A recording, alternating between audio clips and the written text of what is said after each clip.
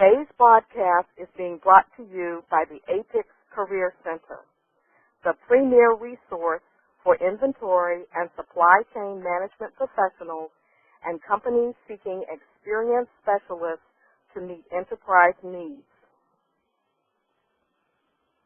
Our speaker today, Marianne Ross, has 18 years of manufacturing expertise within the medical, plastics, automotive, electronic, and metalworking industries. She has extensive experience in scheduling, purchasing, production, and inventory control, along with 3 years of materials management for a Tier 1 supplier to General Motors. Marianne is the past president of the APICS DC Metro chapter and has been active on their board of directors for the past 5 years. She has been a full-time chapter instructor since October 2001 and an APICS member since 1989. Ladies and gentlemen, Marianne Ross. Good afternoon. Welcome to today's webinar. I'm so glad you could join us for a discussion that is near and dear to my heart.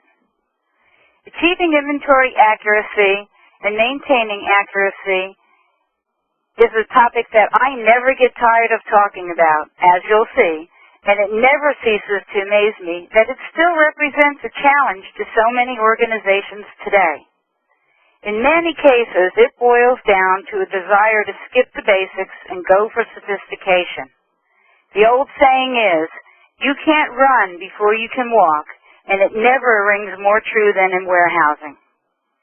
More often than not, students will ask me to comment on the new tools and technologies available and on the market today.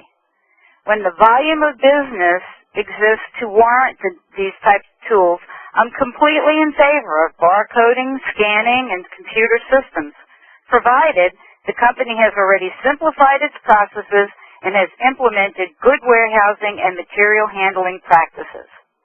The simplifications of work tasks and processes are always the first step in any automation consideration, and they serve to increase inventory accuracy to boot. For many organizations, good housekeeping and good warehousing practices can improve your inventory accuracy to 95% or better.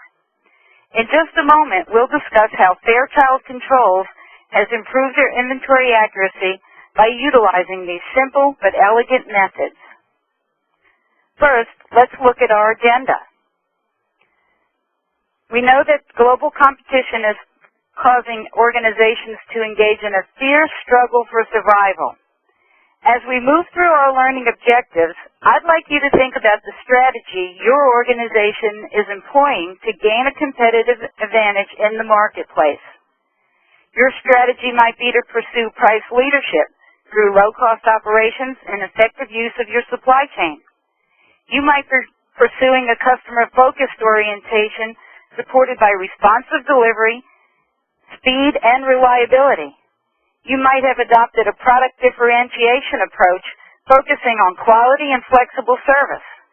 And you might be thinking to yourself, our customers want all of that and more. It's important then that we see the warehouse operations and our inventory accuracy as central to the success of the organization's strategy. We'll be discussing how established and repeatable processes, accurate and timely data, and good housekeeping disciplines contribute to the cost leadership, delivery speed, quality products and services. We'll see that proper stock rotation and root cause analysis of inventory variances help us to reduce product obsolescence and inventory shrinkage, which in turn enables a cost leadership strategy, and it contributes to the organization's ability to compete on delivery speed. We'll discuss in detail the importance of root cause analysis, and we'll see that without resolving those variances, our inventory accuracy is not likely to increase. We'll discuss how lean and total quality management can support our efforts to eliminate waste and continually improve warehouse operations and create the competitive advantages that I just mentioned. Finally, we'll discuss the importance of communicating expectations to employees and measuring their progress and the effect this has on our competitive strategy. Let's take a case study of Fairchild Controls. Fairchild Controls is located in Frederick, Maryland. They supply major subsystems to the military and aerospace industry. They have designed, developed, and supplied sophisticated pneumatic, hydraulic, and cooling systems for the aviation industry for over 40 years. Supporting service and repair for military aircraft represents a tremendous challenge, as you might well imagine. Therefore, accurate inventory information regarding component inventories is a must. Fairchild has met this challenge under the tutelage of Mr. Mike Stauffer, their Director of Operations, and Mr. John Piper, Manager of Material Control. They have cited their cycle counting program, together with implementation of good warehousing principles, as the key to their success. Fairchild established a goal for inventory accuracy as follows. They aimed for 99% or better on their A items or their high-dollar items, 98% or better on their B items, and 95% or better on their C items, which make up over 50% of the items. They managed to meet or exceed these goals for the last 2 years running. While holding inventory valued at over $7 million, their net adjustments averaged just $500. Their inventory turns have risen to 5.5 against an industry standard of 2 to 3 turns.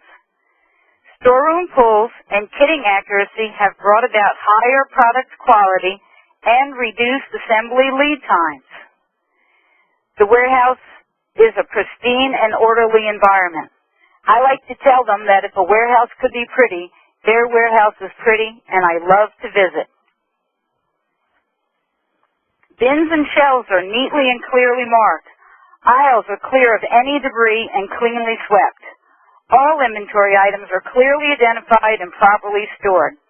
It is very obvious to the first-time visitor that the staff takes great pride in their ability to keep Fairchild operations up and running while maintaining good control of inventory records and data transactions. Mr. Mike and Mr. John both credit their success to these inventory best practices. Creating a culture where order and discipline is valued. Fairchild policies and procedures are understood and followed.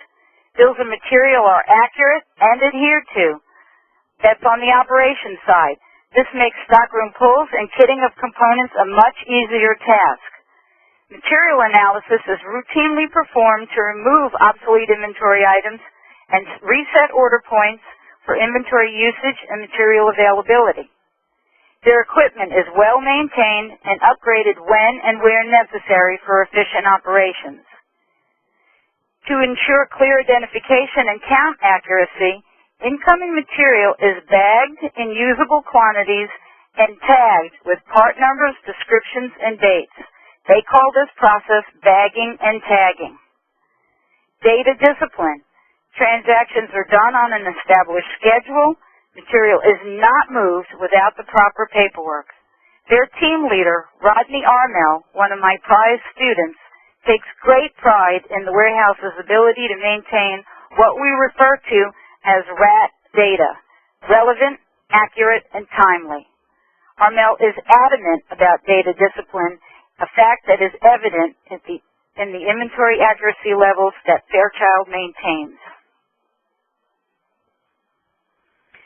So, as Fairchild just demonstrated for us, one of the most important steps in establishing warehouse practices is to understand the processes and procedures of the organization. The warehouse is most always central to the organization's processes, and a great portion of the organization's transactions are generated and posted by warehouse personnel. It's important that the processes and procedures be documented so that we can gain control of the business, provide operational consistency, and so that we can guide continuous improvement efforts. At the very least, the warehouse is responsible for receiving, for storing, picking, and issuing raw materials to manufacturing, receiving finished goods from manufacturing, picking and shipping finished goods to the customer.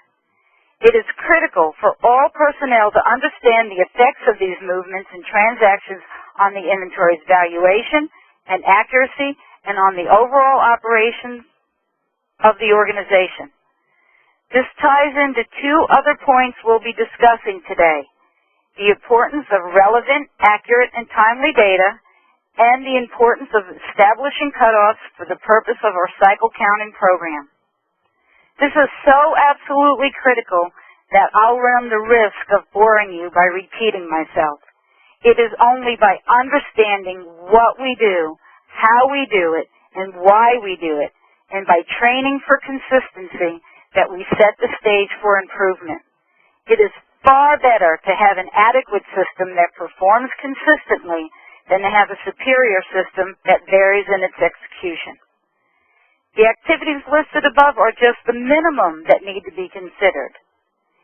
If you do incoming inspections, if you process return goods, do scrap reporting, material substitutions, if you kit and stage materials, you have to consider the effect on inventory balances and data integrity when using the information to make decisions. A good little exercise for you to conduct at the end of this program is to list the person or persons responsible for each process at your organization and test your knowledge of the cutoff times for the transactions associated with each process. I've seen so many companies do serious damage to their inventory accuracy when they start up cycle counting programs simply because they do not consider when and if all transactions have been posted before they cycle count an item. So, see if you can complete the exercise and go back to work and check your answers. Now, before we move on, you may be wondering, how will I know if the other functional areas are adhering to the agreed upon cutoffs? That's a good question, and you should be wondering. If you get a message periodically advising you that there's a change to the schedule because of a holiday, a snowstorm, end of month closing, you have some assurance that schedules are observed.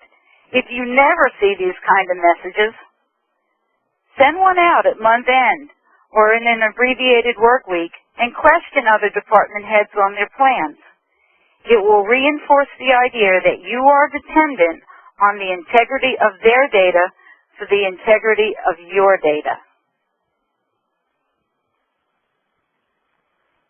The necessity for data accuracy extends to all departments within the organization.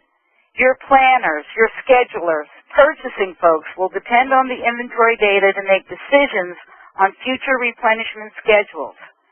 Your finance folks will pay taxes and file reports based on the data provided to them, and we know that the accuracy of this information is more critical than ever before and more heavily scrutinized than ever before. Aside from the effects on inventory balances, many other activities depend on accurate information derived from bill of materials, lead time files, and routing files.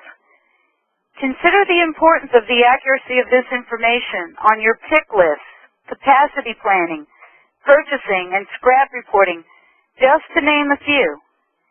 If you're getting the impression that data accuracy is a highly interdependent activity, you are absolutely correct, and the warehouse operations and the warehouse personnel play a central role in the organization's ability to create and maintain data accuracy.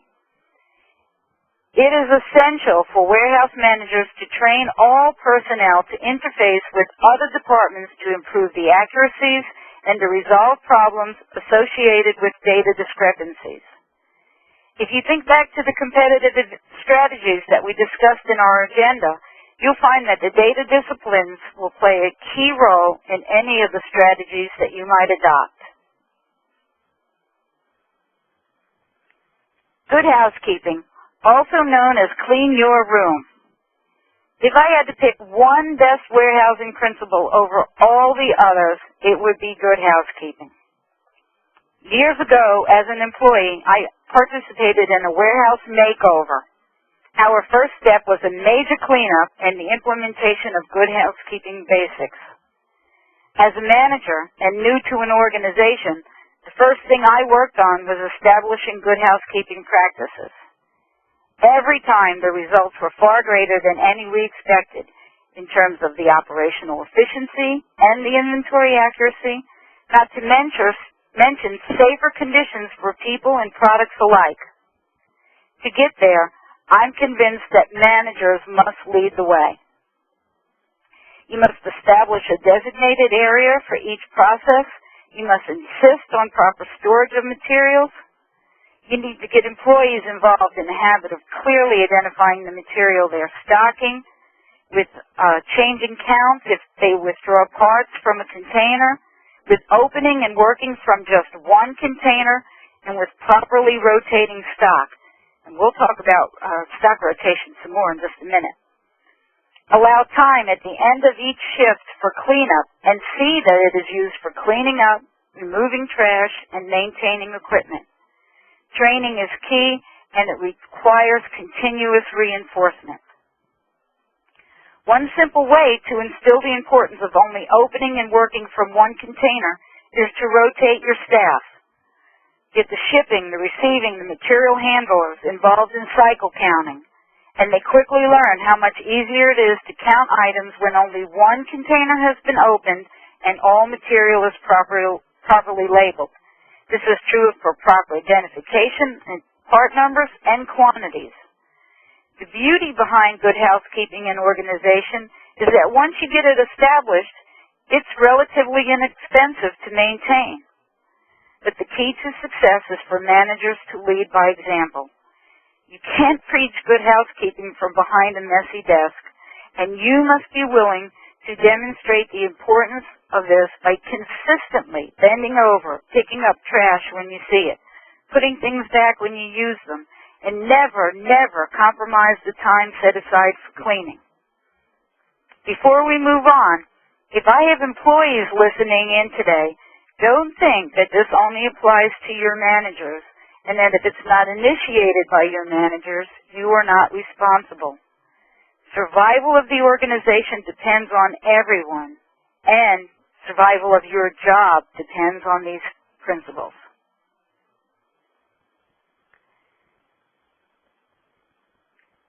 Good housekeeping doesn't stop at materials. It extends to equipment, to paperwork, and to tools. Don't skimp on hand tools. Issue every employee a tape gun, markers, box cutters, clipboards. Give them an established place to keep them and hold them responsible for keeping track of their tools and for keeping them in good working order. Employees will find it very strange when you insist that forklifts and pallet jacks must be kept in established locations. But the time saved by not having to locate the equipment is crucial when you're competing on delivery speed. That time saved equates to money saved for those competing on cost leadership. Efficient use of time is essential when your strategy is flexible service. Extend this discipline to cleaning supplies. Buy enough brooms, dustpans, and other supplies to support your operations and provide cabinets to keep the supplies secure. Don't allow the precious amount of time that you've set aside for cleanup to be squandered by someone walking around looking for a broom. I wish I had a nickel for every time I spent watching folks looking for a broom or for looking for a broom myself. Here's another exercise for you. Calculate the time each employee wastes each day searching for that pallet jack, the forklift, the tape gun. Even at the most conservative effort, if you figured on just 5 minutes per employee per day, a staff of 5 employees would waste over 2 hours per week, over 100 hours per year. This is an enormous amount of time, and it can be completely eliminated just by establishing a place for everything and keeping everything in its place. Once again, managers and future managers must be the role models. If you use it, put it back. Encourage all personnel to do likewise, and train to instill this discipline. Go one step further. Calculate the time lost through unplanned downtime of equipment. Once you get folks started and you make progress in returning equipment to its proper locations, start instilling the disciplines to hook up the forklift chargers, check water levels in batteries, fill propane tanks, do whatever maintenance is necessary to keep the equipment up and running, and educate personnel to understand the importance of these overlooked tasks and the connection to the company's strategy. Borrow a tool out of the TQM toolbox. Set up a preventative maintenance schedule and a checklist, and if necessary, employ outside services to calibrate your scales and any other maintenance on equipment that your staff can't perform. Okay, I said we'd talk about rotating stock. Another low-tech, low-dollar tool capable of saving an organization an incredible amount of money is the proper rotation of stock. The goal here is first in, first out, also known as FIFO. The reality is more often the fish technique, where first in stays here, or worse, first in stays here forever. By educating employees to understand the financial impact of product obsolescence, managers can go a long way towards creating the buy-in from employees to make FIFO a way of life. I called it low-tech and low-dollar because the implementations I've been involved in were accomplished with very low budgets, with very simple tools that were easily understood by all the employees. In the first environment, material was ordered or produced in large containers, and we used color-coded pallet tags to identify the material and its receipt or its production date. When smaller containers are the norm, the use of color-coded stickers or date stamping of the containers makes more sense. In one of my facilities, we used a combination of both color-coded tags and date stamping. The date stamping gave us the detailed information as to the manufacturer or the receipt date, and the color coding gave us the visual controls to manage by walking around. This is an example of the color coding charts that we created and used to display the color of the month. All incoming material was tagged with a color-coded pallet tag that we made ourselves, or color-coded stickers which we bought from an office supply. We hung charts explaining the color-coding system all over the warehouse and the production areas. As the months went on, we could tell at a glance if the stock was being rotated just by glancing at the warehouse shelves and the production areas and comparing it to the charts. When we found older stock being passed over for newer material, we would use it as an opportunity to retrain the operators. We'd have them stop, count the parts left in the box they were working out of, we'd have them seal it, mark it, and then we'd have them get the older stock and begin to use it immediately. It'll take a little time, but employees will start complying once they recognize that this is a permanent change and that it's something that you're going to enforce. And it will surprise you how quickly this will start saving you money on obsolete material. It contributes to the good housekeeping, and it eliminates clutter. It makes cycle counting easier and more accurate because it eliminates multiple open containers and the need to count many partial containers. Cycle counting. There are many, many books on the market which describe the steps necessary to establish a cycle counting program. And if you're looking to get started, the APICS bookstore has several excellent publications on the basic procedures. As you might already know, the computer software packages designed to support cycle counting programs help you to establish the number of A, B, and C items that you have, and you count a predetermined number from each class each day. My biggest gripe with this method is that the method tends to focus on getting the number of items counted each day and making our adjustments based on the physical count versus the record balance. And if you think about it, this equates to nothing more than taking mini physical inventories, and it does nothing to improve your inventory accuracy. As a matter of fact, if all we focus on is counting the designated items and making the adjustments without any analysis of the reasons behind the variance, your inventory accuracy is probably going to get worse. Why, you ask? Well, whenever we count items and make adjustments, we run the risk of entering new errors into the system, especially when there is no effort put into uncovering the cause of the variance. I'd rather see you count less items per day and take the time to question the count, question the variance, and investigate until you find the root cause of the variation. The questions to ask: was the count done correctly? If in doubt, have a second person recount it, have the same person recount it, and go with them. Was a transaction missed, or was it entered twice? Were all transactions entered within the designated cutoffs? Could the material be in a nearby location? Look above the location, look below it, look to the side. Remember that the inventory counts didn't go bad without human intervention and help from humans. If humans can mess it up, humans can help find it. Use the paper or the electronic trail to investigate past transactions and cycle counts. And sometimes you may find yourself with positive variances today just to discover that you reduced the on-hand balance by the same quantity the last time you counted that item. One of the most effective problem-solving tools that we have, borrowed from the TQM toolbox, is to ask why 5 times. When you use it within the cycle counting process, you may find yourself asking why more than 5 times. You may also find yourself asking who, how, when, and where. But I urge you to consider asking questions until you are satisfied that you have the right answer.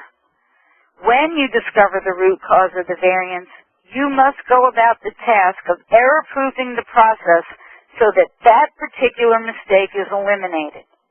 By doing that, you fix the problem with the item at hand and you prevent it from happening with dozens of other items. As you continue to uncover the root cause of your variances and mistake-proof your processes, your inventory accuracy is bound to increase. You might be wondering, just how much effort should I spend to reconcile an inventory variance? Well, it's probably not smart to spend hours trying to reconcile a $100 variance.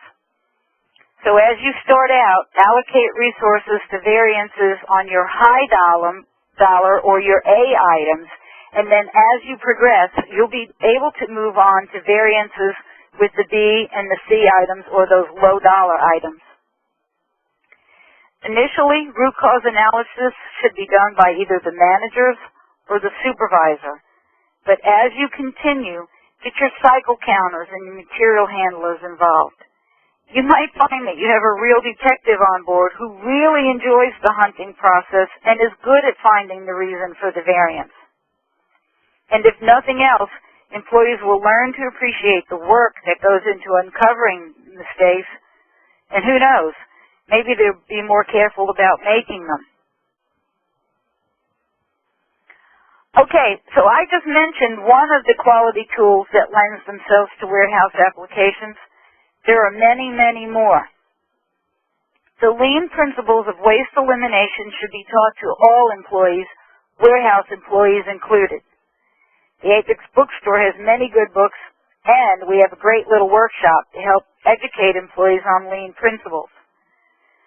After employees understand the basics, start to hold regular meetings and get everyone involved in identifying waste and non-value-added activities. The goal for warehousing operations is to contribute to making material and product flow. A good way to educate and motivate employees in waste elimination is to involve them in value stream mapping. Next, seek their input for finding the solutions required to continuously improve their operations. It is more important than ever to remember that operators are the experts on the activities they perform. TQM gives us problem-solving tools like the 5 Whys that we just talked about. These tools can be taught to employees and used to improve operations and increase customer satisfaction. The TQM standards, such as brainstorming, Pareto analysis, the fishbone diagram, and the classic Plan, Do, Check, Act, also known as the Deming cycle, are all problem-solving tools that can be used within the warehouse to sort, analyze, and solve problems. But before you can expect progress, it's important for employees to identify their internal and external customers and to understand the necessity of providing complete customer satisfaction. This is a visual that I borrowed from our Strategic Management of Resources course, and I like it because it emphasizes the key point. Today's environment, high customer service is a competitive strategy, and it's paramount to our survival. Delivering products and information on time is the key element of this objective. Warehousing personnel have to be educated to understand that they play a vital role in providing both material and information to the firm's internal and external customers and to our suppliers. Another exercise, this one for managers and employees alike, is for each person to identify their internal and external customers and the product or information that will be required by the customer. Since the list, the names, and the players will change from time to time, this is an exercise that must be revisited periodically. In addition, I want you to think about the aspects of the product or the service provided. What adds value to the product or service from the customer's perspective, and how do you know?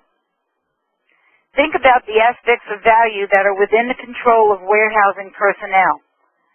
The design and the functionality of the products are not elements that a warehouse employee would normally provide. But the warehouse is responsible for seeing to it that the correct product is shipped in the correct quantity and that it is packaged properly. Further, the warehouse is normally the last of the organization's employees to touch the product, so the warehouse is responsible for the customer's first impression.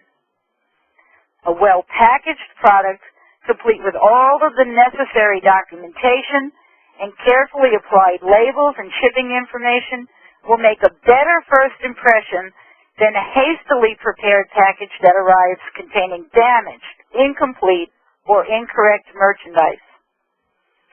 Remember, our internal customers expect the same quality service. Material and data transference is as critical to internal customers as our external customers, and employees must be coached to respect the employees in other functional areas of the organization. You may be tired of hearing me saying this, but managers and future managers lead by example.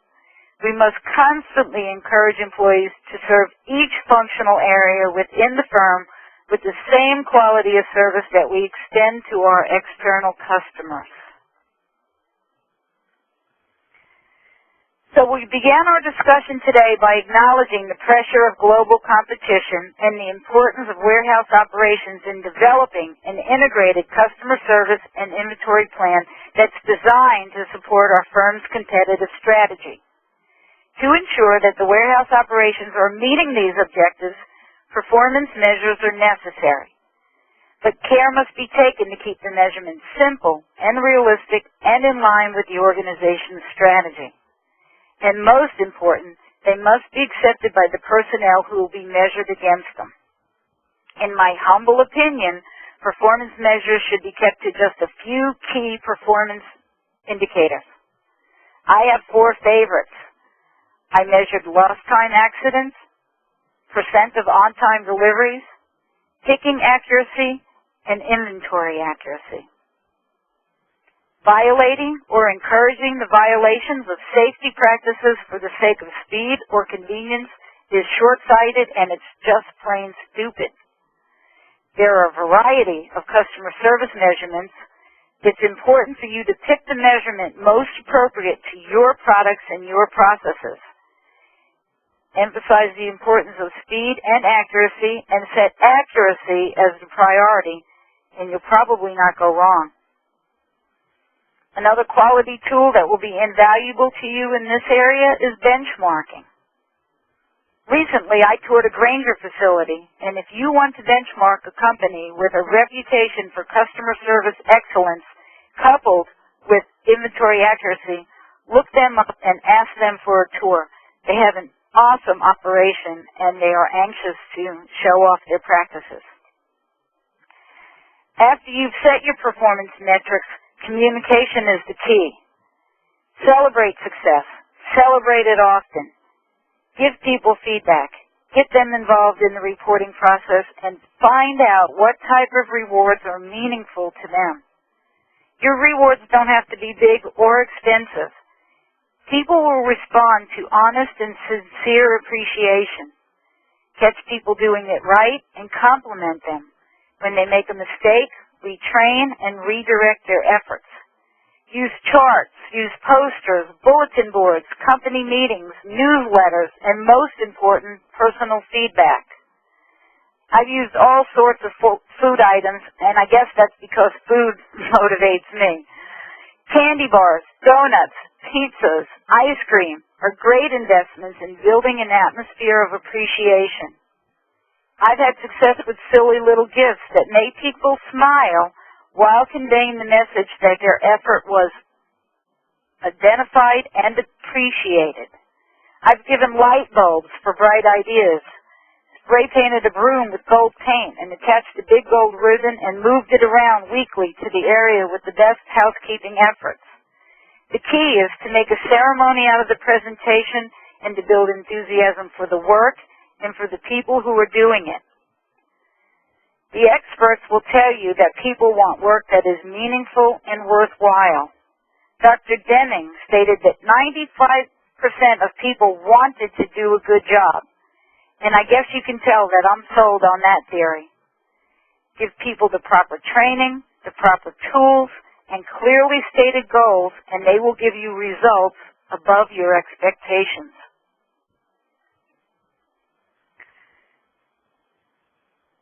So today, we examine the importance of warehousing basics in an organization's battle for survival. We discussed the importance of documented processes and procedures so that we could gain control of the business and so that we could guide continuous improvement efforts. We talked about the importance of relevant, accurate, and timely data, and we examined the case study of Fairchild Controls, the company that I think has done a great job of implementing these two steps. We discussed the benefits of good housekeeping in terms of safety, inventory accuracy, and speedy delivery service. We discussed the role of proper stock rotation and what part it would play in reducing our product obsolescence and reducing costs.